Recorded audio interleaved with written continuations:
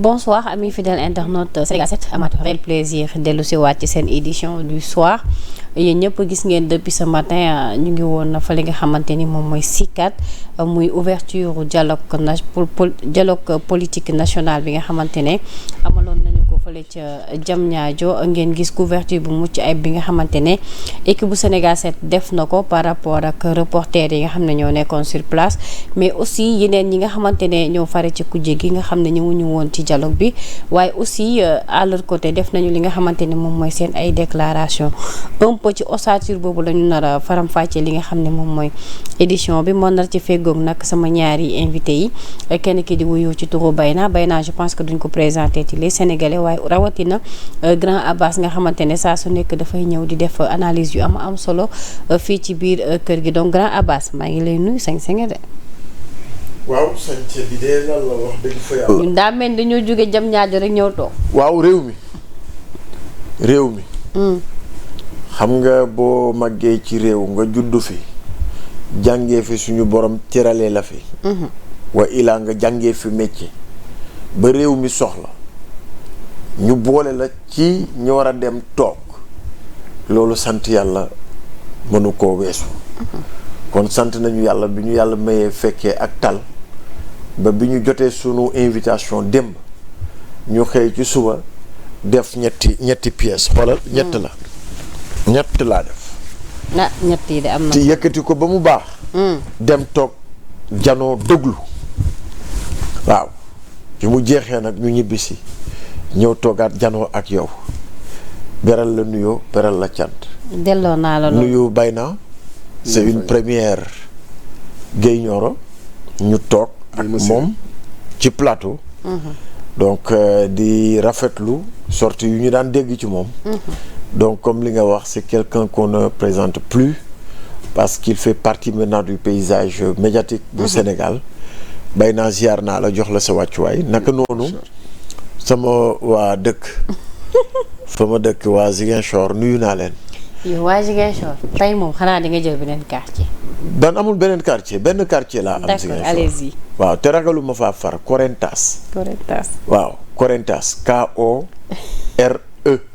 KORENTAS foofu laa dëkk au cœur de Ziguinchor nuyu waa Casamance nuyu ami internautes yëpp. di leen ziar di am yaakaar ni li ñuy wax dina leen jëriñ askan bi. alors dinaa dellu si waat tout à l'heure ci yow parce que nag dialogue bi faaw ñu taxaw ci fond beeg forme bi. waaye aussi li nga xam ne moo ci tukkee ci ay kàddu yu fa jib. faaw ñu taxaw ci bu baax a baax mais laataa loolu damay bàyyi Bayna mu nuyoo moom aussi bu ko defee ñu gën a yaatal ci waxtaan bi Bayna maa ngi lay nuyu di la ziar di la jox sa wàccuwaay. maa ngi lay fay Lalla maa ngi lay nuyu di nuyu sama co-débatteur Abbas. di ko wax ne li mu sant rafet na trop. merci waay Bayna sa tailleur naxu la. merci waay merci. say internaute. tarkal ñu mbokk waa Ziguinchor yu muy nuyu parce que man amaana après Dakar Ziguinchor amaana deuxième ville parce que fa laa jàngee. ci fan. Sem Kande ak El Hadj Omar. maa ngi dëkkoon Gumel. El Hadj Omar Ndiaye. waaw. mooy. en face Meta moo fa nekkoon Meta xamoon nga ko. mooy maire bi. waaw non Meta borom école bi maire Ndiaye. waaw. donc ñoo sant Diallo je crois. waaw. xaw na yaa nag. xam naa leen bu baax ndeysaan fi nga wax noonu Corentas booru Esso bi noonu tamit. waaw Esso. zone boobu yëpp kii nañ ko. neex na tontul ma rek neex na wala neexul. non Ziguinchor moom defe naa moo dàq Sénégal. non Corentas laa wax côté Esso bi. si. ah. neex na trop neex na trop. c'est que moom lu tax mu bëgg leen forcer Corentas daal loolu tamit war nañ ko lijjanti. non mais moom xam na. ku nekk fi nga dëkk Gumel dafa wét. laajte ko. Gumel dafa wét non. Néema dafa wét. c'est sûr que Néema dafa wét. yooyu tamit. kii xam na. ça dépend rek ci maa ngi am na sama benn grand bu nekk foofu maa ngi koy nuyu de passage donc grand Abbas très rapidement ñu dugg ci premier point bi. yaa nga woon ca jotaay ba. waaw moo jarul may xuus dama lay bàyyi rek nga def sa analyse très rapidement. analyse bi mooy tey la République du Sénégal a besoin de l'ensemble des composantes de la nation pour ñu waxtaan. xam nga dañu am une tradition orale mais au-delà de l'oralité ñun Sénégal dañuy baaxoo bu jafe-jafe amee ci pénc mi walla ci li ñu boole ñun ñëpp ñu ni nañu diisoo nanu waxtaan ba olof sax fanqal ko benn baat mooy wot gaal yéego ak yéego. kon tey ma jàpp ni dialogue bi ubbi nañ ko wante yemul ci tey liñ si njëkk a déglu ci jàngat mooy est-ce que le dialogue est caractérisé par un point qui relève de l'efficacité loolu jàpp naa ni am na efficacité boo ko déggee mooy est-ce que li ñuy waxtaan dina am njeexital kon tey dégg nañu ñu wax ñépp may beral nuyo un homme du sérail, un homme de cohésion, un homme de dialogue qui malgré son âge dafa bay léppam wérgu yaramam mayoo ko muy le président Moustapha Niass mu ubbi ci ponk yu am solo wax ni la cohésion ñépp ñoo ci war a jàpp kadduwam dëppoo ak kaddu keneen koo xamante ni yoroon na fi ay cër ba tey mu yore ndombal tànk ci wàllu politique muy suñu yaay soxna Aminata Ndiaye surtout moom tey teewaayam malgré état wam malgré ni mu nekkee mag mais gis nga ko de def ba ñëw accéder ci biir dialogue bi moo tax ma ni la ñooñu dañ leen war a gunge li wolof di wax mag jar naa bay cim réew tey ñoom loolu la ñu wane xale yee woote classe politique bi moo woote ñoom it ñu am ci pàcc bu mag biñ ci war a jouer ñu ñëw taxaw jëmmal seen bopp au-delà ñu dégg l'ancien premier ministre Amadou Ba mu wax def discours ñu dégg Alioune Tine mu wax ñu dégg ñoom Sidi Gassama ñu wax ñu dégg Ndongo Ji mu wax ñu dégg Abdoulaye Mbaye Péex mu wax tey moo jël vedette bi dafa mel ni waaw dafa jël vedette xam nga nante la sama père ma di ko ziyaar nee na président bul fàttaliku waaw ma dégg tey ji presque couche yi yëpp ñu ñëw toog joxe émettre un avis c'est ça la démocratie une démocratie doit être participative mooy déglul ñëpp waxtaanal ak ñëpp bu waxtu jël responsabilité jotee nga jël sa responsabilité loolu nag dafa am lu mu wone gis nga classe politique bi tey nu ñu responsable amul lu débordé 5 minutes lañ la jox yemale nga ko ci 5 minutes la ca des ci commission yi lañ koy eggali kon jàpp naa ni globalement les discours étaient à la hauteur des attentes am na nag ay boulevards yu ñu ubbi te loolu je pense que président Bassirou Diomaye Diakhar Faye ci discours am dellu na ci lu gën a yaatu ci nan la ñuy ñoŋal xar kanamu definu politique mu ni ndokk yàlla nag xaaruñu ba ñu ne on est à la veille des élections pour que ñuy créer un dialogue de compromis et de compromission bii nii c'est un dialogue inclusif nga xam ne di nga am temps mettre en œuvre mais bu musique bi neexee da ngay ne qui a orchestré la chose c'est le c'est le coordinateur du dialogue monsieur Cheikh Gueye le facilitateur facilitateur mooy coordonnateur rek kon tey moom moo am waaw góor pour preuve je sais que dem na rencontrer ji famille religieuse yu bëri dem na rencontrer ji classe politique bi ñëpp dans leur majorité ñi bëggoon a ñëw ak ñu bëggutoon a ñëw ba démb mi ngi doon finir termes de référence yi pour que ñu mën a am au moins une vision beaucoup plus globale de lan la ñu war a def nan lañ ko war a def. le travail en commission et cetera. donc man jàpp naa ne tey un jalon majeur a été posé ci kaw les institutions les personnes ressources. les personnalités ressources gis naa leen fa. gis naa fa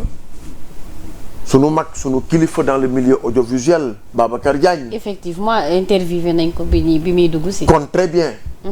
mu émettre des avis solides sur la participation et la couverture des élections nga xam ni dafa doon poser ay problèmes. mieux gis naa fa kilifa yoo xam ni en matière électorale kenn mënu leen. l'actuel président même du CNRA mi ngi woon toog kon kan ci manqué. daa mel ni ñëpp ñëw nañ. daanaka presque ñëpp amul daanaka amul presque ñëpp ñëw nañu. xam nga ñi manqué. te loolu laa doon def reproche. il fallait que ñu créer au moins que chaque région du Sénégal mu am son représentant. c'est important aussi parce que aujourd'hui n'oublions pas que dañu nekk dans une stratégie de politique de territorialisation kon néewuma baaxul baax na mais nañuy fexe bu ndaje yu mel nii amee ñu xool la frange bii nga xam ne ñoo nekk à un niveau décentralisé ñu defal leen une délégation officielle de représentativité xam nga lu tax parce que c'est des relais d'information ñii dinañu suivre RTS ñii dinañu suivre beneen chaîne ñii dinañu suivre Sénégal 7 et cetera. mais ñëpp duñu jotandoo ci information yi. ñële mën leen a relayer effectivement les préoccupations de chaque région 14 la ñu bëriwuñu. région bu ne bu amee ku ko représenté mu nekk porte-voix wu région bi dina nekk au moins une concertation beaucoup plus élargie. mais l'un dans l'autre comme que dañ nekk dans un circuit de perfectionnement la ca des nañuy intégrer toutes les observations yu ñu formuler en salle toutes les recommandations yu ñu formuler dans les travaux de commission ba pare loolu laay lay tëjalee président Bassirou Diomaye Diakhar Faye dafa ni j'appliquerai toutes les conclusions issues de ces concertations kon nag jàpp naa ni diggante sotti la ak def ci sans compter nag les problèmes accessoires yi nga xam ne posé nañ ko le parrainage problème accessoire la le débat a été posé carte électorale bi accessoire la le débat a été posé éligibilité bi booy am carte d'identité nga amaale en même temps sa inscription sur le fichier électoral posé nañ ko fa rationalisation des partis politiques problème boobu dégg nañu lu ñu am ak liñ ci wax tey 384 partis politiques au Sénégal ça peut plus continuer il faut que ñu rationaliser ko 386 la ñu wax 86 ñu ne 14 ñoo ci nekk en règle wa xam nga loolu problème la léegi nag ma may la tey benn secret waaw diggante bii ñuy wax yëpp tout ñu ci bëri ñi ngi daw di uti ji di tegal foofu sa baaraam di régulariser dinaa ñëwaat foofu grand Abbas daanelal jëlal ayca alors très rapidement yow aussi bay naa ci sa décryptage par rapport ak dialogue bi contribution yi nga xam ne jot nga ko gis moo xam ci pouvoir bi moo xam ci opposition bi société civile les forces vives de la nation ak ni ñu defee ouverture bi espérons que ni balaa clôture bi dinañ mën a travaux commission yi dinañ mën a génnee ay conclusions yoo xam ne dinañ ko mën a appliquer. ok Daouda merci beaucoup ci question bi man nag xam naa damay ñëw ci beneen angle. pour mieux intégrer la majeure partie des Sénégalais ak ceux qui ont permis à la question du pouvoir de ce nouveau régime. parce que malheureusement quoi qu'on puisse dire bien vrai que dialogue lu baax la mais mën nañ ne continuité la ak li ñu doon gis. te ñu bëri ñi nga xam ne ils ont participé pour que ñiy egsi si nguur gi dafa am lu ñu doon prôné. mu nekkoon la rupture avec les anciennes pratiques. moo tax des fois damay dégg ñu bëri si ñi nga xam ne man ci mën naa boole sama ci frange boobu dañ naan gisuñu seen bopp ci dialogue bi wala jàpp nañ ne les priorités ne sont ailleurs. mais dama ciy bëgg indi ay éclaircissement indi ci ay leeral. pour qu'ils puissent comprendre aussi. tey boo falee président dafa am li ñu naan calendrier républicain. ñun ñëpp tey bi ñu ajee élection yi pare woon nañ dee pour élection yi bañ ko aj parce que dañu imposer respect wu calendrier républicain bi kon munoo bëgg une chose de son contraire aussi. tey boo nee nañu respecter le calendrier républicain kon noonu tam nga war a delloo ne nañu respecté noonu nga war a nangoo tamit tey bu président war a dialogue moo xam ne dañ ko inscrit ci calendrier républicain nga xam ne journée de dialogue national la. bien vrai que président moo ko def mais mi ngi ci calendrier bi te le président Bassirou Diomaye Faye en tant que président bi nga xam ne il est là et il a dit ñëpp di ko dégg j'ai juré de respecter et de faire respecter la loi kon liñ ma fi tagal dama koy respecter li gars yi nag aspiration yi gars yi am par rapport à la rupture changement de paradigme loolu defe naa ci dialogue bi lañ ko mën a apporter ñu ngi wax léegi bu am solo surtout par rapport ak vision bi nga muy Sénégal 2050 bi dañu war a décerner le Sénégal en 8 pôles comme jàpp nañ ne tey jii nii les réalités yi nga xam ne mooy am dans les régions les plus reculées ñi fa dëkk ñoom ñoo ko mën a indi ci penc pour ñu waxtaanee ko. kon au futur bu ñu wootewaat dialogue nañu prendre loolu en compte. te li ñuy wax ni c'est des travaux yi nga xam ne mooy am ci commission bi. tey ñun suñu aspiration yi ñu am en tant que progressiste en tant que révolutionnaire jàpp nañ ne moment bi nga xam ne moo gën a propice pour dialogue ak askan sont les élections te ñëpp xam nañ ne élection Sénégal du ma ne baaxul parce que y a 2 alternances je sais pas 3 mais xam nañ. bi mooy 4e je pense. waaw parce que socialiste boo jëlee. Senghor bi mooy 3e kii. boo jëlee Abdou Diouf amul CDPS la. Abdou Diouf continue de moo ko jox la ñaar 80 ans 2000 moo njëkk am alternance. mais chaque jour ngeen wax ne dañ ko yàkkale. mais c'est la réalité amul woon élection Senghor dafa yaxal Abdou Diouf. yàqal comme ça alternance si. d'accord. alternance bi njëkk am c'était en 2000 avec l'avènement de Abdoulaye Wade après 2012 Macky Sall. ak alternance bi muy 3e alternance. tey maa ngi dégg le président mi ngi koy wax naan code consensuel 92 bi. waa code Kéba Mbaye bi ñu bëri ñu ngi naan dafa obsolète. taxul sax mais bien vrai que amoon nañ ko te taxul ñu am stabilité politique. kon nulle œuvre humaine est parfaite dañ àdduna bi éternel defar la. waaw parce que même yàlla sax ay mbiram bu koy def du mooy borom kun fayakun mais du nekkal rek mu nekk. day am fu mu koy jaarale. comme tey bu ñu bëggee ñu suñu aspiration suñu ko bëggee am c'est dans ces moments lañ mën dem toog wax ko gars prendre ko en compte tënk ko def ko ci charte ndey réew mi ba ëllëg ci biir du ñu bëggoon mu mën a nekk. mais juste dama doon parce que dama nekk ci ay panel nekk ak ay sénégalais yoo xam ne maa ngi nañu bokkoon combat bi ma dégg dañu am ci beneen esprit di fustiger dialogue bi. moo tax ma bëggoon indi leeral li wan leen ne dialogue bi parce que foofu aussi dafa mel ni am na benn polémique bu ci am pas polémique sax mais ñenn bokk ci opposition bi wala ñenn ci nit ñi dañu naan comment nañu la ñu mën a wootee dialogue te du am les termes économiques ainsi de suite mais dafa mel ni ci biir allocution yi sentir nañu ne ñoom dañu bëgg a def la part des choses en fait parce que gis nañ ne li nga xam ne moom mooy politique bi dafay répercuté wu tout le temps ci économie bi. daa j'ai précisé là-bas man je parle pas de l'opposition parce que cette opposition là dëgg fa neex yàlla. opposition bi dig nañ si. mooy loolu c'est les gens qui n'ont pas répondu présent au dialogue c'est sur l'opposition là ñooñu ils sont même pas. dinaa ñëw foofu allez-y si sa démarche foofu. non da nga nar a désorienter sama communication et li may essayer expliquer suñu internaute. li ma leen di expliquer te man cette communication mi ngi dem tout droit vers ñi nga xam ne maa ngi ñoom dañu àndoon amoon benn idéal commun bu ñu doon partager muy la rupture. le changement de paradigme. ñun loolu moo tax ñu doon xeex loolu moo tax ñu fal ñuy tey. tey bu ñu apporter ce changement après ëlbatiku gis dialogue ñu ne dialogue parce que gis nga léegi nii daaw xaw ma dernier dialogue bi Macky Sall di def. mi ngi may fekk central. 2023 mi ngi may fekk central mooy jour bi nga xam ne Barthélémy Dias mi ngi accusé mu bëgg Sall këram ñu jàpp ma central. central laa doon seen taux télé bi comme dialogue yi ñun ça nous rappelle de très mauvais souvenirs. et que musuñu ci sentir intérêt Sénégal. comme bu ñu waatee dialogue rek ñu yem ci rek dañuy jàpp ne kon lii c'est les anciennes pratiques qui continuent moo tax mu bëgg leeral ne leen même bu ñu bëggee le changement dafa am benn voie bu mu war a jaar. te voie yi mënu fa jaar lu ñuy toog pencoo la diisoo ne lii ñi ngi ko doon def jàpp nañ ne amul impact bu majeur ci dundu askan wi foog ñu changer ko doxalee ko neneen loolu laa expliqué mais opposition bi boycotté ak affaire yooyu ñooñu wax dëgg fa neex yàlla c'est des gens qui sont émis que leurs intérêts personnels Sénégal taxul ñuy xeex taxul ñuy wax et que sénégalais xam nañ leen amuñu représentation. mais jàppoon ne aussi ñoom am nañ droit ba ñëw wuy ji.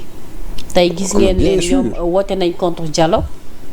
ku mel ni Bougane def na sortie ku mel ni Barth aussi def na déclaration ba pare lancer un nouveau mouvement. man je parle des sénégalais yi nga xam ne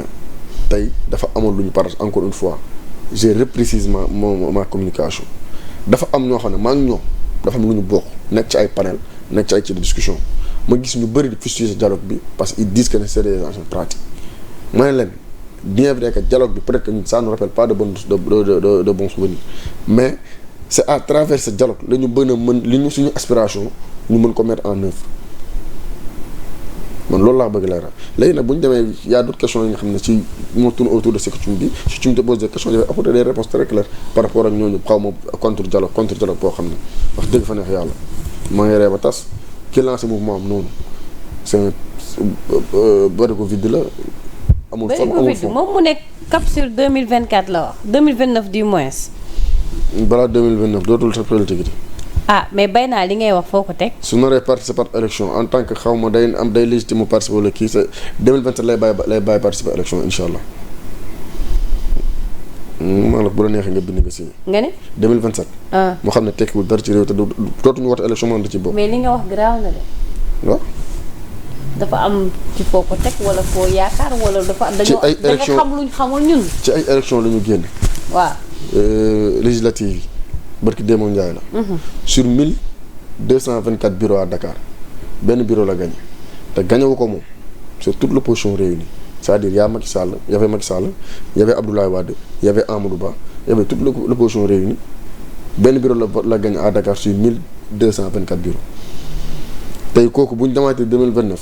waxuma la bureau de mais amul benn bureau Dakar bu am 50 voix moom benn bureau Dakar du am 50 voix. te bu boobaa dina xam ne carrément il ne pèse absolument rien politiquement parlant ici au Sénégal te ku mënul nekk un leader communal mën a affirmer sa leadership au niveau de ta commune. dëgg fa neex yàlla doo yëpp Sénégalais yi naan da ngay laaj réew mi quoi. parce que 2027 incha allah rabi. mu leer ko naññ ne à même Sacré-Cœur. yow da nga na représenté wu wala. non loolu c'est un autre débat. non damay laajte parce que aussi li nga wax ni daf. waxu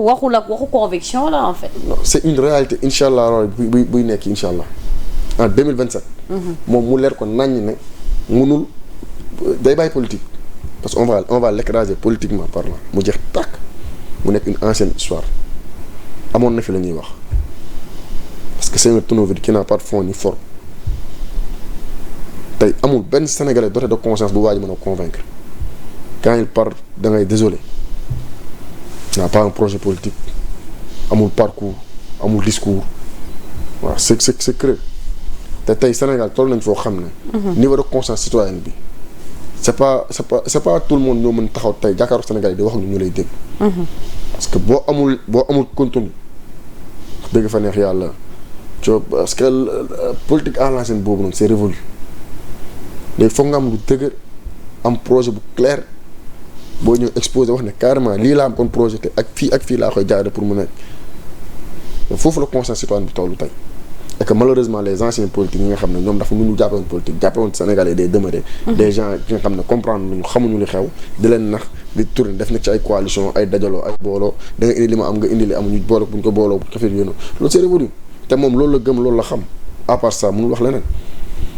te tey jii nii gis nga ci coalition bi mu nekkoon ba mu fa jógee amul benn leader bu ko ci topp et que yow ni nga àndal ci politique bokk ñoom kër ci politique mënoon leen convaincre nan ngay convaincre askan bi et que actuellement nii moom ak Khalifa séparé nañ. non quitté na taxawu Sénégal. mais kan nga gisoon taxaw même adjoint au maire bi tey Ngoné Mbengue. gis nga mu ànd ak moom ban leader bu nekkoon taxaw nga gis mu ànd ak moom c'est-à-dire tes frères de parti. savent carrément que ne yow doo dara tu n'as rien du tout tey après kan ngay ban Sénégalais nga dem jàkkaaroon da ngay wax ak moom luy dugg ci boppam. doy na waar. ci caaxaan nag la nekk. moo tax ma ne moom léegi 2029 2027. alors ñu anéanti ko définitivement en politique. très rapidement ñu tënk li nga xam ne moom mooy édition spéciale bi xam naa tey nag du gudd juste débrief bu ndaw rek lañu koy def ma bàyyi la grand Abbas nga ñëw ci sortie opposition bi nga xam ne demuñu woon très rapidement rek ñu jeexal foofu. lan la pour respecter les Sénégalais seetal si yàlla nga bañ may wax ci ñooñu quoi parce que pour man quand la République a besoin d'un de ses citoyens ak ci boor boo mën a ne ak foo mën a far ak loo mën a am ak loo mën a xam da nga war a jëlale sa jëm nga dem mais un rendez-vous aussi déterminant dans la vie politique du Sénégal bëriwul yi nga koy wàññi de ñu woo la ci nga ne doo dem lan laa ciy wax lan xam nga dafa am ñoo xam ni train bi dafa départ Saxaar mu ñëw gaar taxaw ñu raté rendez-vous train bi ils veulent se donner une importance ci raay yi nañu toog ci raay bi nañu toog ci raay bi ba beneen train fekk leen fa dër leen wax bi yem fa gis nga wax doo ko yërëm man ku wegul président de la République weguma la ku wegul les couleurs de la République weguma la ku nawul la ñépp bokk nawloowu ma la te suma salive yii maa ko moom dama koy utiliser dans l'utilité de la République tey c'est l'institution moo jëlale boppam président dafa poser acte boo xam ni dafa jëlale boppam mënoon na woon taxaw mu ni maay président de la République bind nit ñi lettre donnez vos avis ku nekk joxe sa avis c'est une autre forme de concertation mu pare mu jël décision am appliqué ko jël police gendarmerie teg leen comme nañ ko daan defee rek ku tourner gauche ñu réglé la ñu montre kenn du yëngu mais non la démarche est inclusive mooy ñëw leen ma ubbi dalal leen bàyyi leen ngeen waxtaan toute l'opposition dama leen dañu am place réservée ñu ngi woon juste ci ginnaaw caméraman yi une place réservée ñoom ñëpp ñu ñëw toog les travaux ont commencé nga may wax ñoo xam ni ils ne peuvent même pas remplir 3 personnes 7 mais man ma dinaa jël suma temps di wax ci ñooñu lan la yow tamit parlons de l'importance de ce dialogue les retombées de ce dialogue fu ñu jëm fan la c'est plus important lu ñuy uti lan la ñu waa ànd defandoo ko ak ku nekk buñ ci tolloo la nga moomal sa bopp nga dem defi ji ko loolu moo ëpp solo waaye man damay ñëwal dialogue nga ne ñëwuloo loo créer sa affaire la man je ne perds pas mon temps et mon énergie suñu toogaay ji dafa jekk te ñi ñuy déglu dafa am lu ñu leen war a jàngal dafa am lu ñu leen war a wax dafa am lu ñu war a waxtaanee ak ñoom pour que ñu xam ni que ni la ñu doon ut ci dialogue bi tey ci suba ba léegi ba fan yii di ñëw nee naa la day dem ba une semaine presque bu passé semaine bi ce sont les conclusions commencées nit ñi di tëgg di génne effectivement les résultats ñu jëbbal président mu xool au nom de l'intérêt général lan la ci moom lan la ci assemblée moom parce que bul fàttee ni bu nekk dafa am pàcc pour que ñu am un dialogue et une démarche inclusive boo xam ni day dëgëral suñu démocratie le Sénégal c'est pas un petit pays Mali moo ñu ëpp téeméeri junni yoon yenn réew yu bëri ñoo ñu ëpp téeméeri junni yoon waaye ñun sunu lii dafay dox de lii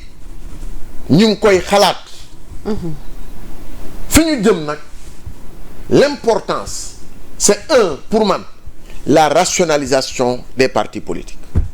wax nañu waxu bulletin unique après les élections ñaata bulletin ngay gis ci jaaykatu caaf bi c'est des milliards perdus après les élections ñaata bulletin ngay gis ñu taal ko demal DGE direction générale des élections bu jeexee ci ginnaaw dañ fa am genre four koo xamante ni mënul mobiliser 17 personnes ci biir këram amu fa sax consensus nga kañang ba ñu dugal la jël presque 30 et quelques millions def ko ci yow inutilement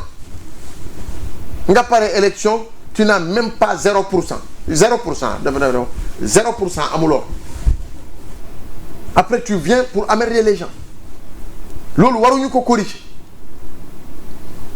les ressources que nous mobilisons pour une élection mënuñu ko coupler yan élection la ñu mënta coupler am na réew yoo xam ne dañ ci arrivé coupler élection yi bu ñu élection yi benn yoon c'est fini liggéey la ñuy dem defi. bien sûr mais ñun 365 plus uti sax dañuy uti sax ku la wis pour ñuy wax débat politique téye nañu diw yóbbu nañu diw fii diw def na lii ku def ñu def la ku deful defuñu la mais le moment est venu pour que ñu xalaat ban Sénégal la ñu bëgg c'est ça le grand débat jëm ci wàllu éducation comment promouvoir l'éducation moo tax c'est pas un fourre-tout da nga naan dégg dialogue mais c'était un fourre-tout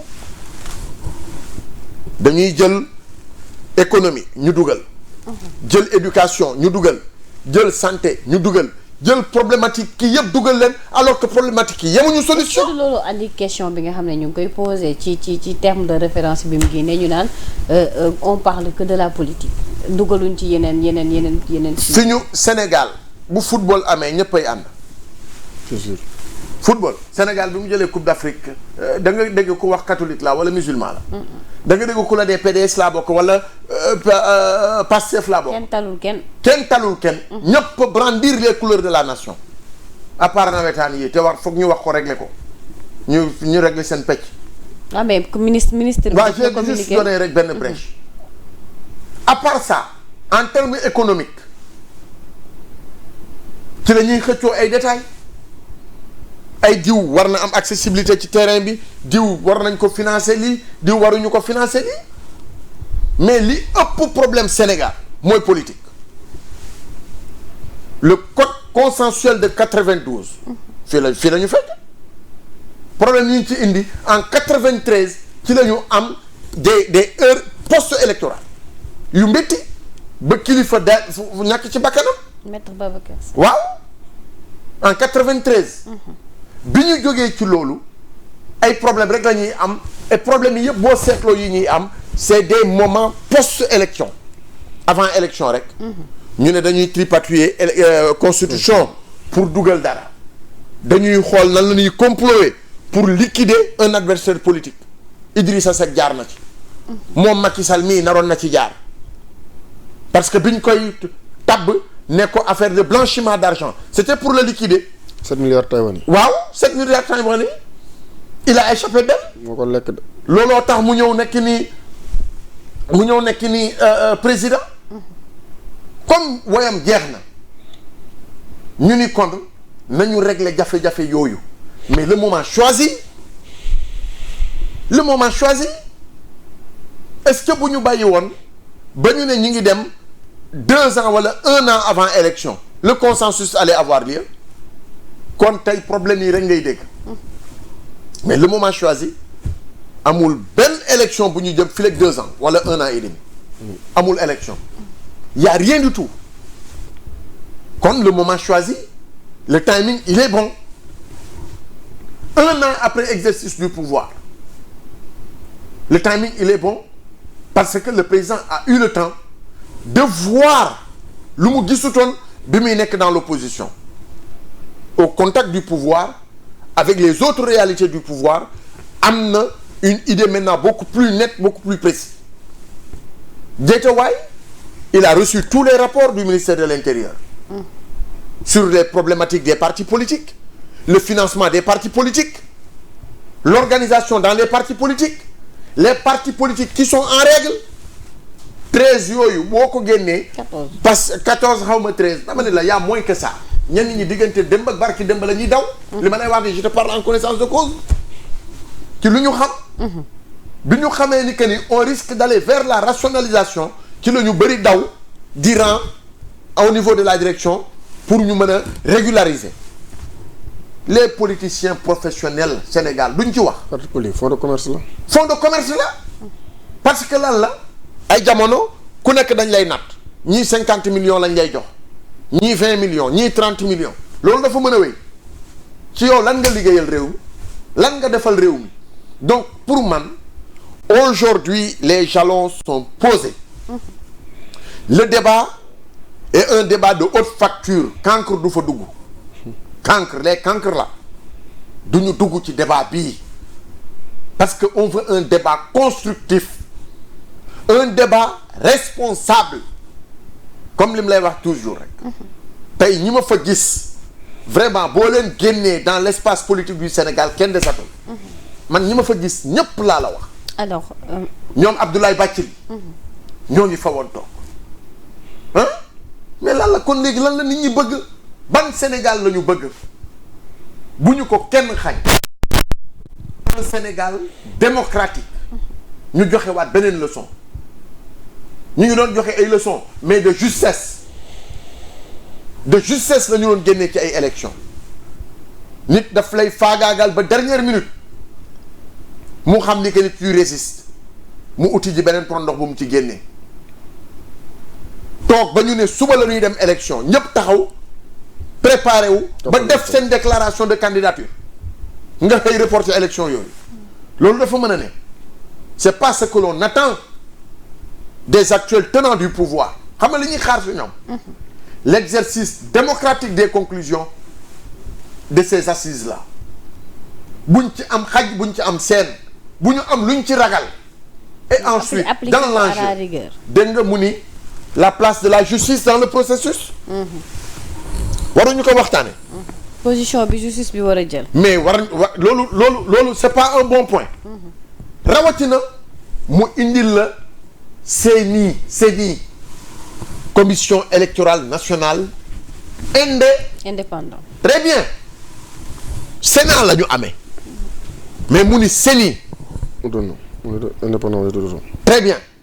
de xam nga les mots ont leur sens l'indépendance mooy kooku am na pouvoir en matière de processus électoral il est libre très libre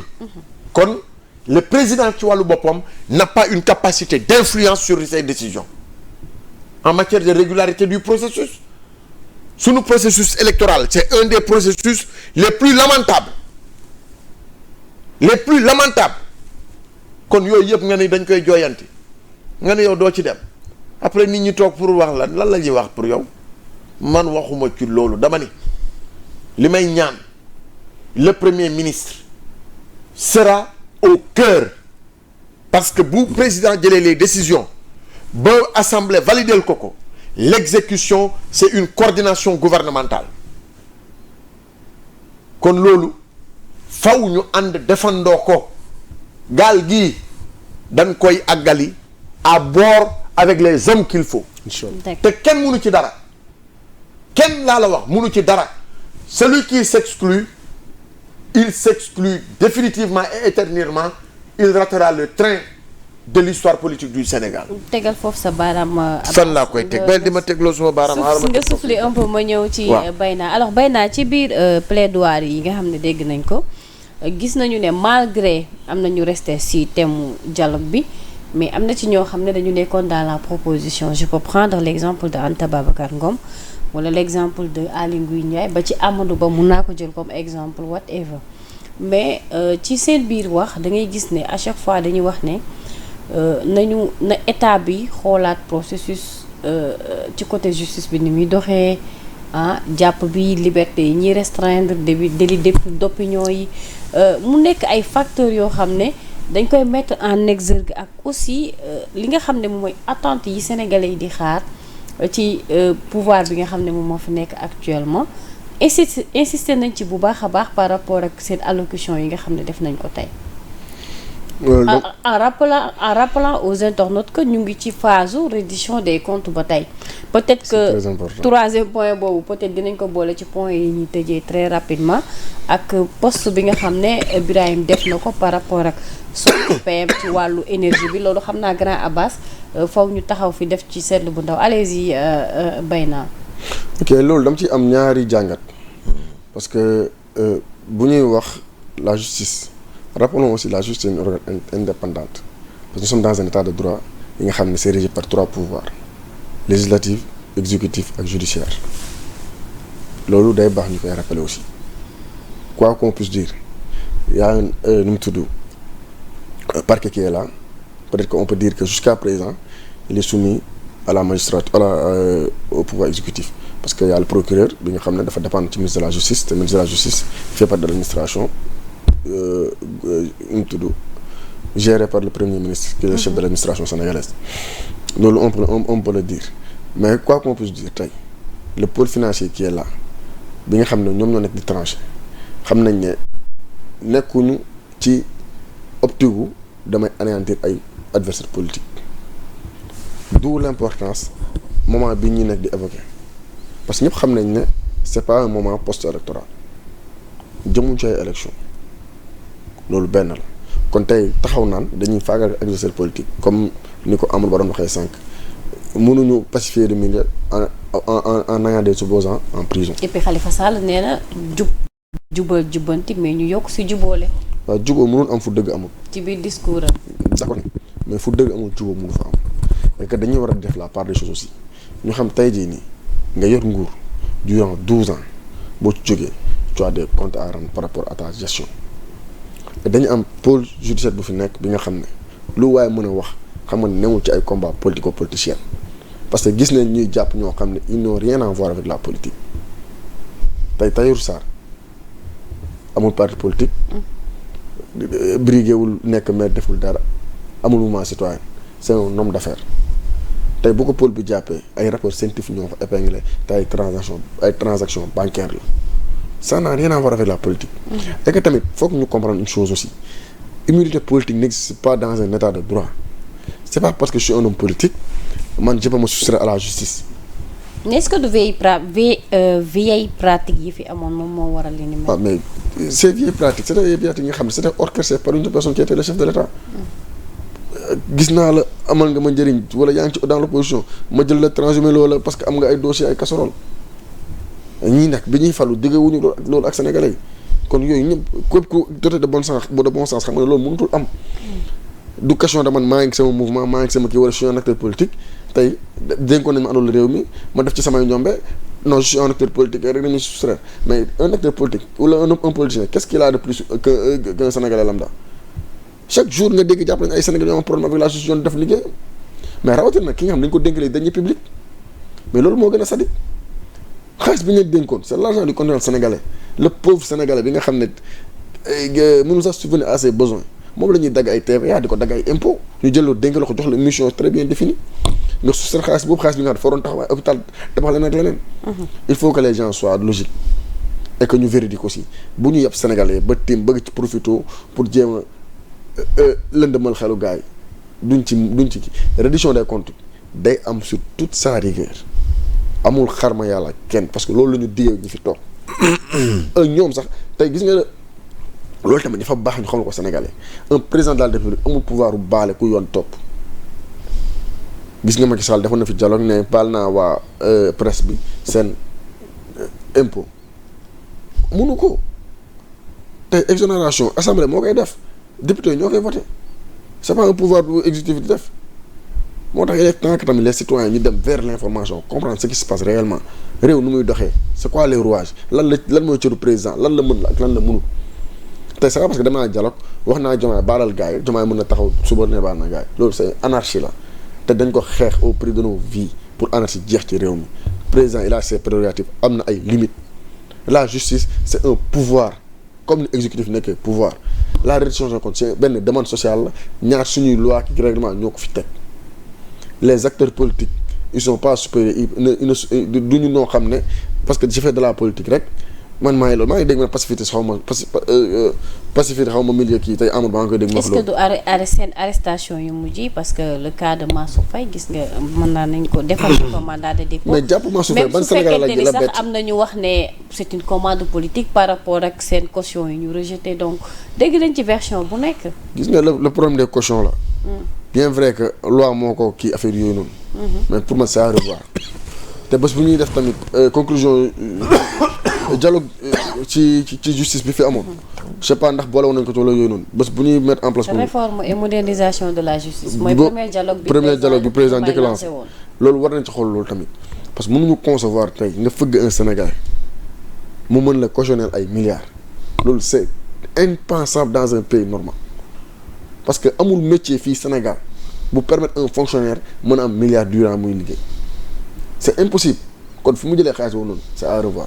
te pour man loolu sax c'est avouer carrément li ñuy toppee dëgg la sans pour autant le savoir parce que ñu topp la tey fëgg la nga jël ay milliards cautionné ko mais yow li ñu lay toppee yaa ko def mooy ku ñuy jënd dëmm rek ngay saccoo yeeru liir il est temps que ces politiciens ñu am raison garder ils sont pas au-dessus des Sénégalais tey dañ nekk ci changement de paradigme gis nga le Sénégal dañ koy delloo askan bi benn baat moo nekk au-dessus de tout le monde et c'est le peuple est souverain le président il est soumis à la souveraineté du peuple. c'est pas tuer le président de la République wala dem naa ki naan président rek mën naa def demande bu ma neex après le président def lu ko neex loolu c'est fini ñun amuñu complexe ci kenn te askan dañoo yeetu dañoo fas yéene changer dëkk bi te damay ñëwaat ci loolu xam ne loolu foog ñu comprendre ko aussi. c'est pas des hommes qui vont changer ce pays bien vrai que nag mën nañ nekk ay acteurs majeurs pour le changement parce que kenn umpalewul moo du l'importance am discours tey le président Moustapha Niasse par rapport ak administration muy wax parce que kenn umpalewul administration performante moo ñu mën a permettre ñu dem le plus rapidement au changement escompté parce que tey boo jëlee exemple les États-Unis mën nañu ñoom administration bu gën a performant ci àdduna bi président bi ko fa def amul benn réalisation majeure bu mu def ci dëkk bi mais moom mooy père de la nation américaine Theodore Roosevelt parce que moom moo administration américaine tey moom moo ko fa implanté ba tey États-Unis même bu sans président sax dëkk bi day dox parce que un état normal tey rouage yi bu demee ba huilé administration mooy doxal réew kon ñun tey li ñuy xaar ci le président Bassirou Diomaye li ñuy gën a xaar ci moom sax c'est dans ce sens mooy fexe ba tegaat réew mi ci les rames du développement te loolu administration moo koy mën a moo koy endossé bu loolu amee nag après keneen ku ñëw rek da ngay yeggali loolu le président wax tout le temps même bu dee benn maanaam la ñuy def sax dañ joyante réew mi ba ku ñëwaat doo amati choix lu dul jubal mooy jubbanti bi ñu nekk nii nag jubbanti bi nag c'est pas parce que je suis un homme politique c'est pas parce que je suis un homme d'affaires wala je suis un homme religieux je suis un homme influent man jubbanti bi dañ ci soustraire jubbanti bi ñëpp lay dal ak koo mën a doon parce que nous sommes tous des Sénégalais égaux devant les lois et les réglementations de ce pays loolu faut que les hommes politiques le comprennent man tey politique bi mën naa ne accident moo ci dugga parce que musuma gis sama bopp en politique musuma bugg politique mais dañ tool foo xam ne population da jël seen responsabilité pour changer réew mi parce que nous avons compris que le changement se fera par le peuple et pour le peuple moo tax ñu jël suñu courage en deux mains affronter vents et marées am fu ñu jóge ñoom ñii tey les hommes politiques là citoyens ñoom gën a légitime parce que changement bi am nii tey c'est le changement bi nga xam ne ça a été porté par les citoyens nañu xam loolu dawuñu suñu yaram duñu suñuy saar du ku ñu nommé tey wala kii ñoom ñëpp autant qu'ils sont kenn du suñu saar parce que li am tey c'est le fruit de très dur labeur de la population sénégalaise seul le peuple est souverain ñun ñooy saar yi ñun askan wi ñun la Sénégal lambda ñun ñooy saar yi ñun ñoo porte Sénégal teg ko fi mu denk tey am le duo bi nga xam ne ñoom la gars yi am ci ñoom yaakaar ci li ñu won si leen parcours bu honorable lu ñu jot am au niveau de l'administration sénégalaise en tant que haut fonctionnaire nekkoon ci milieu bi nga xam ne mën nañu c'était un milieu boo xam ne mooy le plus corruptible du Sénégal impôt ñu ne fa am fa parcours bu exemplaire ñu jóge ci loolu ñëw ci ëttu politique bi di tenir un discours bi nga xam ne moom lañ yàgg ñun xeex ci mbedd bi ñoom ñu koy tenir ci les instances yi nga xam ne mooy les instances de décision légaux et légitimes ñu gëm leen ci wuyu ci leen ci mu metti lool bu leen fàtte on a perdu 80 vies plus de 2000 détenus des amputés kon amul tey ku ñuy fal Sénégal wala ku nekk politique foog na tu es un leader ou tu es quelqu'un qui est au-dessus du lot non fii c'est le Sénégalais la star sénégalais yi ñooy saari citoyen sénégalais ñooy saari tey dem nga dialogue demoo dialogue affaire yooyu noonu on les a léegi te bés bu président weddee loolu bu defoon nag sul noonu ñu taxaw jàmmaarloo moom parce que développement la ñu woote jubbanti réew bi la ñu woote fi mu nekkoon baaxul après 60 ans d'indépendance munoo li gën a terre à terre li gën a minime muy am souveraineté alimentaire c'est-à-dire nit judd na moom 60 ans mënul dundal boppam Sénégal après 60 ans d'indépendance mënul am souveraineté alimentaire tey loolu xas gënu ko gàcce gënu koo rëy ñu conscient ci loolu nag taxaw nangu jël suñu bakkan teg ko ci mbedd bi pour loolu mën a dañ tey kon bu ñu ko réussir tey ñoom mënuñu nekkaat au devant de la scène foog ne mën nañ fi nekkaat seen compromission yooyu noonu pour continuer ñun continuer loolu day jeex abana gas yi jeex na tax nañ ko comprendre. mais aussi jàpp nga ni haute cour de justice bi ñoom li ñu wax ne comme amoo possibilité def recours donc loolu aussi. est-ce que waaw non man je suis d'accord sur ce plan. parce que tey même bu ñu sukkandikoo ci avocat Mansour Faye wax nañ loolu. sur ce plan je suis d'accord mën nañ indi ay réformes xool lu ñu ñoŋal ba respecter nit yi respecter seen présomption d'innocence respecter leen seen droit yëpp procédure ak seen kii loo yooyu on peut en discuter mais dire que tey on doit libérer les opposants parce que les politiciens affaire yooyu loolu bu ko kenn yaakaar c'est pas du sax débat bu war a jëm kaw loolu moom ça va mourir sur le fa lay yam tey pour man du sax luy dem ci kii nu mu tudd fi ñuy continuer waxtaan yi waru fa sax yegg après dialogue bi fi ñuy dem noonu di continuer waxtaan yi ok mu ngi koy énumérer tout à l'heure waru fa sax yegg wax nañ ko tey nañ ko gastuwul tey amul sénégalais bu war a mën nekk au-dessus des lois wala parce que man je suis un peu nul n'est censé ignorer la loi et que nul n'est au-dessus des textes et des règlements de ce pays loolu na clair na net na limpide ñoom kenn du ci ñu kenn ay avocat am nañ droit waaw non moom laa la seen rôle lañ nekk waaw mais on en discute pas parce que loolu moo tax ñu leen di fay dañuy défendre seen client loolu kenn bañu ko am na yoo xam ne du sax lu nit di wax naan dama koy contrôler dama koy bañ te un avocat tu es payé pour défendre ton client da ngay ñëw défendre sa client loolu c'est une chose moo tax des fois foog ñuy def la part des choses loolu c'est une chose. parce que non dama la dégg sa biir wax sànq nga ne arrestation Mansour Faye ñun ñëpp xamoon nañ mais bettul kenn Mansour Faye li mu fi nekkee woon ñëpp gis nañ ko tey suñu ndox tey bu ñu ko demee ba privatiser ko jox ko Suez SDE yoroon ko à moyen prix ñu jox mu yokk mu cher ginnaaw yàlla Mansour Faye moo ñu ko teg foo force Covid yi gis nga lim ci nekkee woon bu la ko of na ñëwee nga dàq leen bu la journaliste posé question ngeen dama lay porter plainte am arrogance boo xam ne kenn xamul fu mu nii lu ñëw président jox la nga séddale bukki bii ñuur bii sàmba Mansour Faye li mu nekkoon ci dëkk bi comme yàlla mu ndaw mais tôt ou tard ñun xamoon nañ li de gis nga benn vidéo bu ñuy wane ne le président Sonko en 2022 di ko wax Mansour Faye tôt ou tard tu vas rendre compte aux populations sénégalaises du boo jëlee 100 sénégalais nga ne Mansour Faye ñu ne la carrément fii mënul mu jëm sur les 100 sénégalais képp ki nga xam ne day wax te yàlla rek tax xam nga Mansour Faye mënuloon rëcc à la reddition des comptes parce que ñu dénk la plus de 500 milliards nga yor ko ci opacité absolue jox ay marché di xoolal ay kilo ceeb ñu ne 100 et quelques mille benn kilo ceeb ñoo xam ne du tax boo ñu ko waxee sax xam nga ñun tam suñu xol dafa gaaw tam duñ loolu bu tàngal suñu xol quoi duñu wax ay waxu Mansour Faye waaye ñu ko suñu opération non mais c'est pas parce que damay tàngal seen xol non boo ma Mansour Faye war na dox mu war a dugg kaso comme si dañ ko comploté Mansour Faye mënutul sax gagné ndar ñu koy complot wala di ko jéem a dañ ko bëgg tëj kaso ba mënutul gagné seen tous les 2 élections yu mujj gis nga dañ ko on l'a battu lamentablement à Saint-Louis te mairie bi dem élection moo ko teree ñàkk. d'accord c'est pas des opposants c'est des bandits d'état yi nga xam ne ñu nekkoon ci alors réew mi di def nekk su dul noonu tey yoon nag day def liggéeyam et que c'est valable pour ñi fi nekk aussi du règlement de compte loolu c'est il faut que mu clair. c'est dans l'ordre normal des choses. c'est dans l'ordre ba pare ñi fi nekk incha allah rek. bés bu ñu demee ba jeexal leen woo ñu ñëw rendre compte. leer nañu. et puis buñ ko njëkkee sax mu gën a yombati. alors grand Abbas. dernier point tour de table balaa ñuy jeexal. dañu gis benn kaddu bu PM yëkkati muy le premier ministre Ousmane Sonko mu s'insurge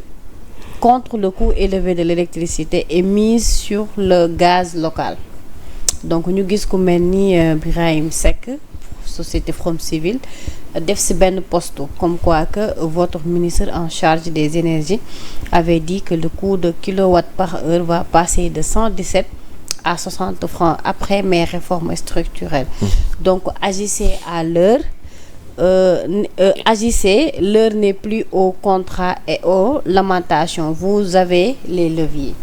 Donc moom dafa mel ni comme quoi que dafa bëgg a wax ne mbir yi mu ngi sur la table nañu dem dans l'application pour mu gën a yomb ci Sénégalais. ndokk yàlla ba bi premier ministre doon wax j'étais dans la salle. démb la woon ca King Fahd Palace. ñu doon lancer la 2e édition du forum Invest in Sénégal ñu tuddee ko cette année fii Sénégal. concept bu innovant la le fii day wone ni c'est l'heure pour le Sénégal c'est l'heure pour l'Afrique premier ministre jël kàddu wax ci lu bëree bëri ci jafe yi nga xam ne ñu ngi ko nemmeeku dans la politique d'industrialisation de nos territoires du Sénégal plus globalement mu wax ci redevance yi nga xam ne moom la entreprise yi di fay wax ci imposition yi nga xam ne moom la ñuy teg entreprise yi wax ci aide bi nga xam ne ak assistance bi nga xam ne moom la APIX SA di apporter entreprise yi wax ci panoplie de problèmes yi bi muy tëj mu xam ne ni il est difficile que suñu entreprise yi ñu développé wu tant que coût de l'énergie bi ça reste très élevé loolu nag ku ne xam na ko tey jii lan la yéen entreprise bii ngeen yor vous fonctionnez H24 avec de l'énergie bu Papa Ngagne wala madame Ndiaye fayee électricité ba pare day soulagé wu li may wax nii du lu ma inventé les petites et moyennes entreprises mënuñoo créer seen bopp seen source d'énergie mënuñu ko donc dañuy jël énergie ci Sénélec ñu uti seen peut-être benn groupe électrogène pour que chaîne de froid yi bañ di arrêter et cetera mais globalement li courant di jar Sénégal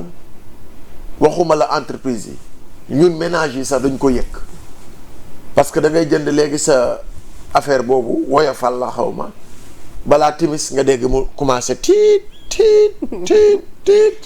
li may wax ni inventé wu ma ko ñun ñëpp ñu ngi koy dund directement ou indirectement premier ministre li mu wax dëgg mën na koo weesu coût énergie dafa cher lu tax yenn réew yi comprendre ko ba ñuy wàññi seen coût énergie pour attirer des investisseurs loolu la parce que kiy ñëw yore xaalisam bëgg ñëw investir dafa am ay baromètres yoo xam ne daf koy xool bokk na ci baromètres yi coût de l'énergie accessibilité à la terre da koy xool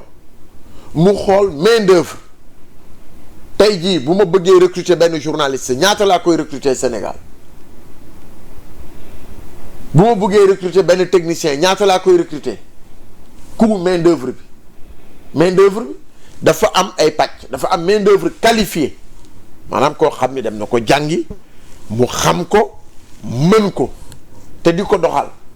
bokkul ak koo xam ni main d'œuvre taaba la c'est-à-dire comme yenn yu jëm ci wàllu ay manutention ak et cetera yemuñ moo tax réew yu mel ni États-Unis dañuy def ce que l'on appelle la délocalisation ñoom entreprise bi la ñuy jël yóbbu ko directement sur site pour que mu faciliter leen une main d'œuvre wante nag bu poser problématique u énergie mais loolu foog ñu taxaw si comment faire pour régler les problèmes yi Sénélec am problème u compteurs yi duñ ci wax ngeen yaakaar waruñu ci wax compteurs yi waruñu ko wax lu dafa déedéet bul ne enclé rek dafa am fu ma bëgg a junju mais bëgguma cee xuus d'accord ñi jaay privé yi jaay Sénégal mi ngi noonu waruñu see taxaw la xam lu tax ñu génneelul ñu ñoon suñu compteur yu njëkk ya indil ñu yu bees yi du ñu ko loué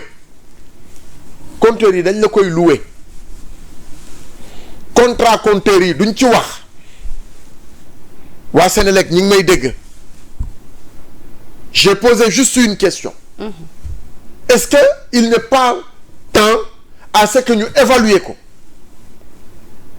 ñu xool lan moo biñ ñu ko joxee ba léegi war nañu taxaw évaluer ñu le coût des compteurs lan lay jouer ci coût énergie bi nañ ko évaluer ñu xool la ca baax ñu continuer ko bu fekkente ne am na la ca bon wala am na yoo xamante ni ay ndox la woon pour enrichir des personnes mais ñu génnee ko et cetera mais globalement Sénégal warut a yem rek pour trouver une alternative à cette problématique ci continuer di ñu jox consommation boobu rek. dégg nga énergie verte.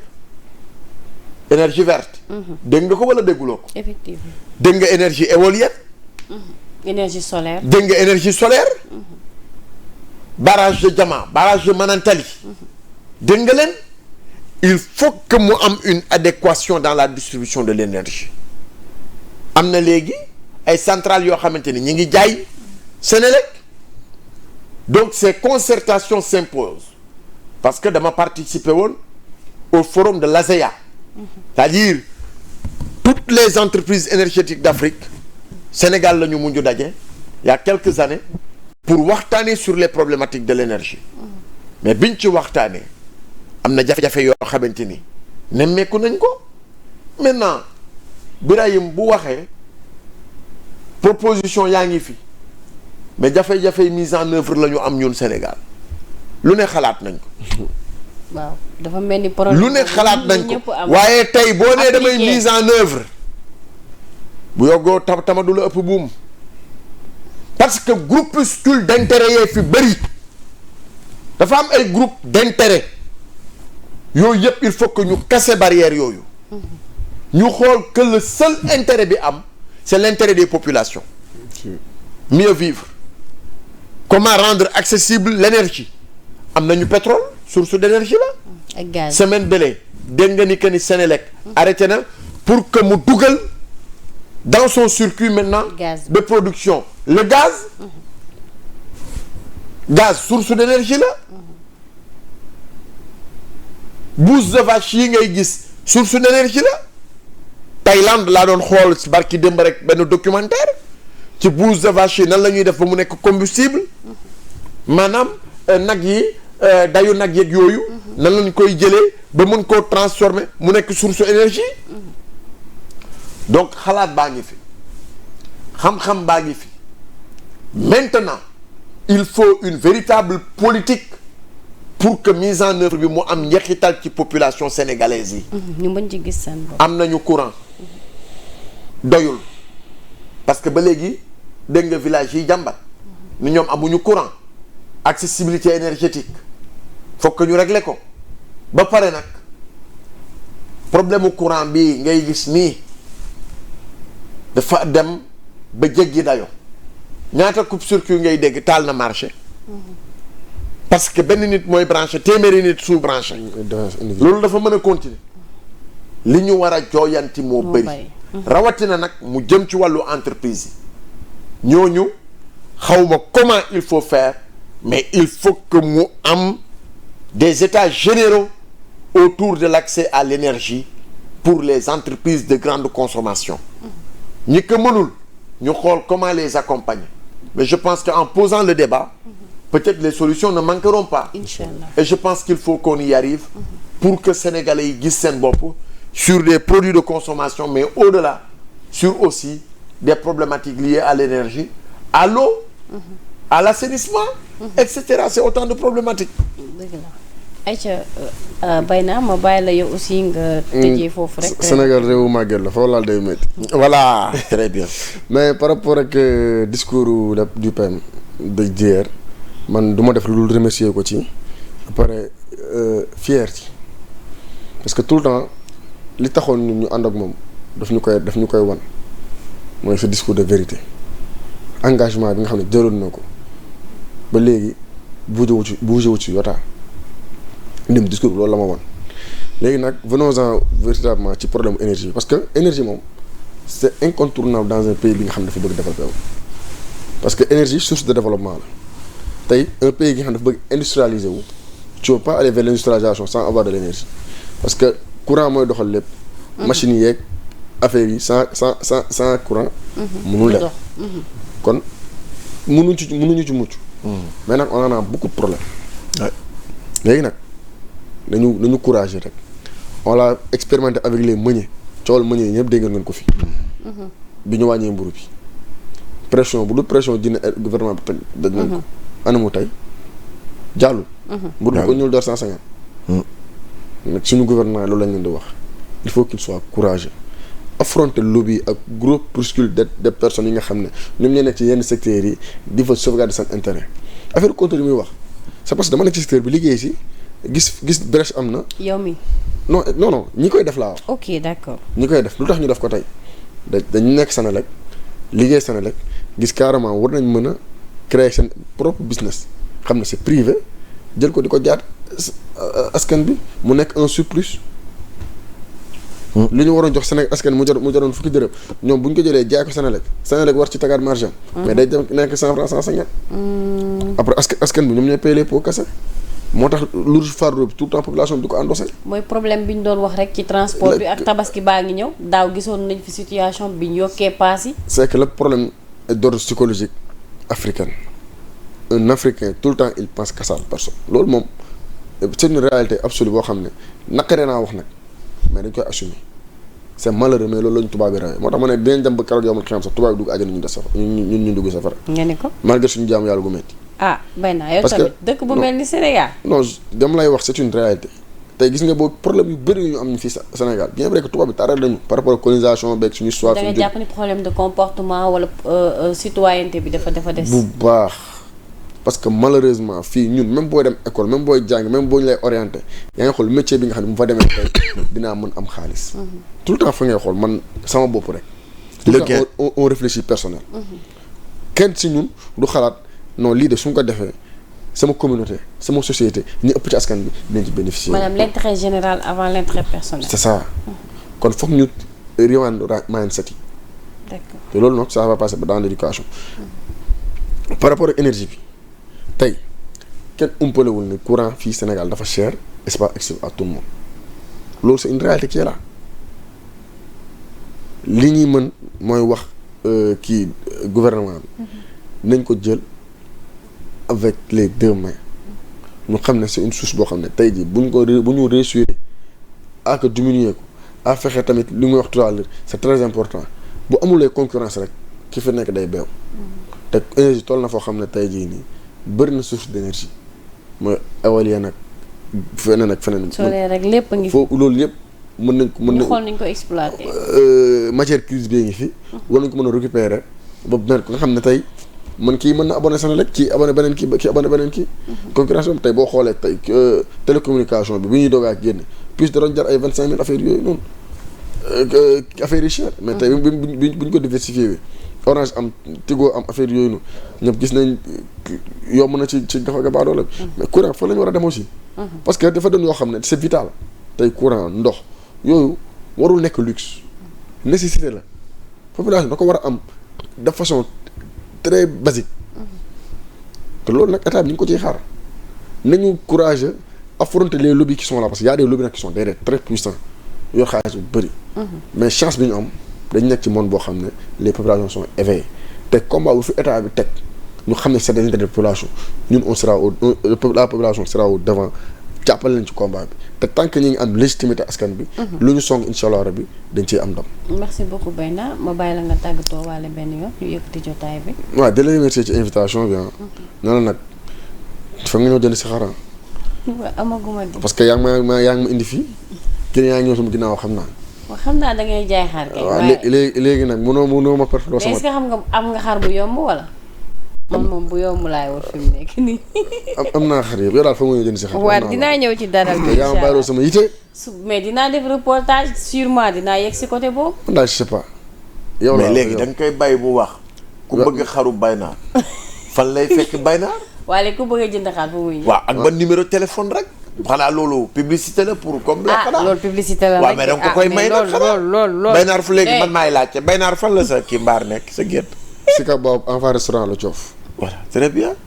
ban numéro téléphone 77 801 50 84 ah 77 waaw nii di def comète mi ngi def comète non man dama ko bëgg a woo après waaw waxa waaw wax ma mais sa ñaa ngi waxtaan 77 yow yaa ngi may jëlee sama ko 801 801 laal bu ma sonal 50 84 50 84 waaw 77 801 50 84 leer na waaw très bien ñu ngi noonu waaw yaa ngi nii turbine di publication gratuite waa allez-y te jël may nañ la loolu yow Sénégal seet da lay may loolu allez-y gars yi Bayna nee na day jaay xar damay tabaski bi damay leeral rek yi ñaan yàlla comme li ñuy wax rek. muy jàmm ci la yëpp xaj. di ko naan réew mi xam ne am na fu ñu jógee. mu tar loolu métti lool yàlla suturaal ñu ba ñu génn ci kon dama jàpp ne lépp luy ñëwaat rek lu gën lay nekk. et que ne ko Sénégalais comprendre accompagne gouvernement am ci entreprise bi ñu dëgmal. muy mettre le Sénégal dans le voie de développement. incha allah Sénégalais bu nekk gis ci boppam ba mu naat ci ñëpp. incha allah merci beaucoup. alors grand Abbas yow moom tàggatoo buñ dul tàqalikoo lañ koy wax. waaw kon dolli sant yàlla moom mi ñu may ñu am jotaay toog wax na internet yeeg ñi ñuy seetaan ak ñu ñuy déglu jël li am njëriñ ci sunuy kàddu leneen li nañu xam ne asakay wax la te duy ñàkk ñu bàyyil ñu ko ci sunu kaw matadi di dolli sant yàlla di ñaan yàlla waxtaan gu am solo gi ñu ubbee tey yàlla nañu yàlla may fekke ba ñu dégg wiiw xam nga wiiw jërëjëf jaajëf ni li ñu doon waxtaane amal na njëriñ askan wi foofu rek mooy baromètre bi foofu rek mooy natt bi foofu rek mooy njeexital gi que ñii ànd tey yàlla defal ñu ñun ñëpp ndam ca la ñuy sàkku ci suñu système politique ëllëg ca la ñuy sàkku ci suñu système économique ëllëg ca la ñuy sàkku ci suñu modèle économique ëllëg la ñuy sàkku ci suñu modèle éducation ëllëg la ñuy sàkku ci ban type de santé la ñu bëgg et cetera problématique yi dañu bëri héritage bi lépp problème la héritage bi maanaam dañoo donn ay problème rek bëriwut solution moo tax pour régler ko ak pour jooyanti ko dina bëri lool loo xamante ni faw xol yi ànd faw yéene yi ak bëgg-bëgg yi ànd te loolu lay ñaan yàlla tabaski bii ñu jib si incha allah mbokk bay naa yi yàlla leen yàlla dénk ngeen oyofalal nit ñi xar yi surtout loolu xont bi yàlla na oyof ci yenit pour que ngeen mën a jaayee ci njëg yu jàppandi waaw loolu maa ngi ciy félicité ministre de l' agriculture Mabouba parce que bii pas foofu laa bëggoon a daaneel bay àggalil waaw mais taxul na xarit yoomu de xaw naa teel a ñëw par rapport ak avant parce que dañu ñëw ay une semaine wala 5 jours avant ba may bii pas jógee subvention yi naa coggal gu bëri côté Ndar jëm ko noonu waxuma coggal de subvention ci repas bi laay wax waaw coggal gi laay wax ndax xam nga ni coggal bi mooy tax prix yi chuté non xam nga liy chuté le prix peut-être bu mauve la ñuy yor waaw du ñu am graisse du ñu am ndawal ku ko rey yaa xam waaw xam nga liy chuté loo prix yi lu koy chuté loo mooy ñu am autosuffisance alimentaire ñii ñu nekk ay champion dans leur secteur la ñuy gis feneen ñu dem ba nga xamante ni on va créer des champions éleveurs foofu la ñuy mënee am lu yomb mais xar nga xont xar nga yar kenn mënu la ko fay romb nga njëgam bu yàgg mais comme état mi ngi ciy def ay jéego ne recouper aussi avec la volonté de créer de nouveaux champions éleveurs bu tabaski jotee ñu jaay sax peese waaw pourquoi pas ñu jaay peese xaru 10 kilos laa bëgg nga dem ñu jaay la xaru 10 kilos avec un barème fixé par l'État en relation avec les éleveurs xaru 30 kilos xaru 60 ba xaru 100 kilos loo ci bëgg suñu borom oyofalal la ko bay na ak may ree da xam naa bi grand bii day rêve waaye lu mënta nekk amul nañu am yaakaar rek daañu ci egg beral la cant beral la nuyoo di sant ak gërëm waa Ziguinchor waa Bukot waa Korintas nuyu naa leen bu baax bigëp naa leen ziar naa la di nuyu aussi mon désormais frère je l'ai dit parce que dégg naa ko non dañoo bokk passion kaay ma wax la nag jaay xar kese de diñ koy gisee waaw déet na jaay xar rek bàyyi leneen li dañ koy tere bay naar ziar naa la yàlla na xar yi jaar jàmm ci barke Nabi Moustapha dama mën tooñ dama lakkale ci man moom nii la ma yàlla bindee da ngeen may jàppee loolu rek donc en tout cas amoon nañ un réel plaisir daal ni lay demee saa su nekk sur Sénégal 7